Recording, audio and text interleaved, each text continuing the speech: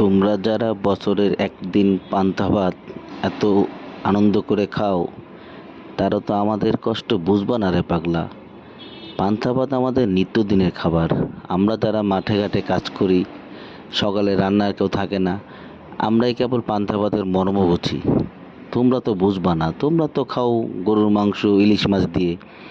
আর আমরা গরিব মানুষ, আমাদের পান্তা ভাতের সাথে সর্বোচ্চ একটু আলু ভর্তা, একটু শুটকি ভর্তা, অথবা সর্বোচ্চ হচ্ছে একটা ডিম ভাজা। এই হলেই আমাদের পেট চুক্তি খাবার হয়ে যায়। তো পান্তা ভাত আসলে বড় লোকের খাবার না। পান্তা ভাত হচ্ছে কৃষক, শ্রমিক, এদের খাবার।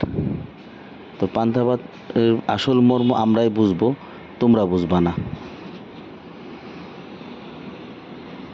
পান্তা ভাত, কাঁচামরিচ, এক টুকরো পেঁয়াজ আর একটা ডিম ভাজা, মাশাল্লাহ।